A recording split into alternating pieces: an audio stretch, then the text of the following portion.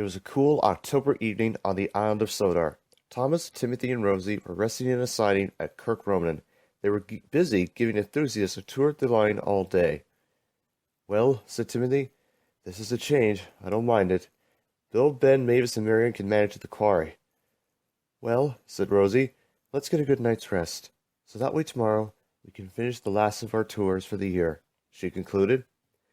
Then out of nowhere, a man in a top hat magically appeared with a smirk on his face. "Well, well, well, if it isn't Thomas, I am back after what happened. It's now you and me." Thomas was confused. "Wait, Mr. Percival, why did you... Wait, you're not the..." Thomas had a cold but pained look on his face. "The old controller." He was shocked. "Well, well, well, if it isn't Timothy, or should I say, Engine Zero." "Never refer me by my number. You're a terrible man. You worked us to the ground. You showed no respect for me and my friends. I worked on this line." "So did I. I lived a normal life until I was relieved of my duties as controller of the line. Then I took over control of the island. You came into the picture. You were an absolute disgrace. You were You wanted to scrap me for no reason. I was never the problem. I was part of the solution to making Soda one of the finest railways in the world. You were the problem. You wanted me out of my life, which is why I killed myself, taking you with me. Unfortunately, the other passengers as well. They did not deserve to die. But you did. For all you did to me. Pish posh. I was trying to run the railway in an efficient manner. I was trying to make this a dynasty railway. A dynasty, so that I could become famous. You were just useless. I did not know you were a prototype of the E2 to even begin with.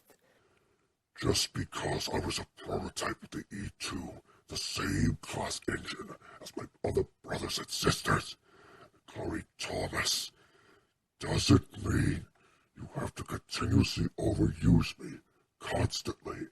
You are to run me through to the day of my death.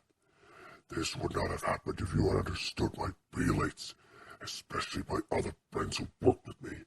You did not know how to run a railway. You only cared about the financial implications. You heartless fool. You insolent piece of scrap iron. I should have scrapped you when I had the chance. This ends now. You may want to bring on me, Thomas, or anyone else. You will be sorry. I mean it. Do not push me. You see my true colors. The very base that you see that was the last thing the world ever saw of me before my death. Bravado in the face of death. How droll. After over a century, it's over. Leave and never return. This is your only warning. I will not let you. Prepare to be scrapped, Engine Zero.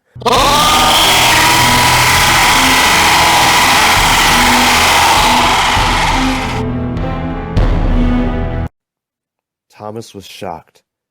The old controller was gone, but Timothy was still standing in front of Thomas. Thomas, you see that I was given a chance, but that terrible man wasted it for me. Everyone knows my demise, brother.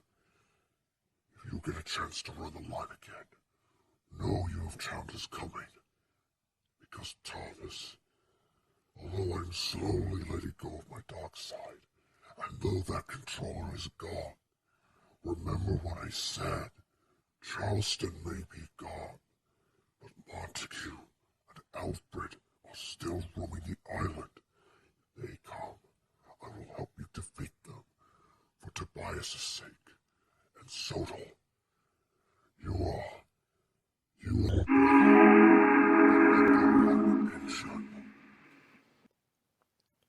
When Sir Topham had heard the news from Timothy and Rosie's crew, he was furious that the old controller was gone. But when he saw documented photos taken from the incident, Sir Topham had stared. He did not know of Timothy's demonic side. He knew that Timothy killed himself, but he did not know that he was truly a psychopath. "It's for the greater good," explained the station master.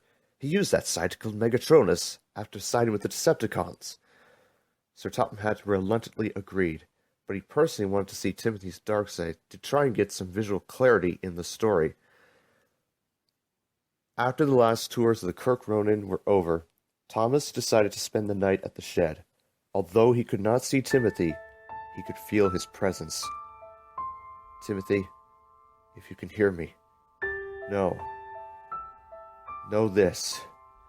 What you did last night was a brave act. You not only protected me, but my friends and our crews.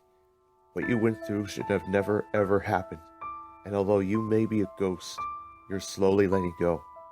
And when you do, remember what Toby said. When you let go, you will get a second chance at life. Start over and put your haunted days behind you. You're my brother.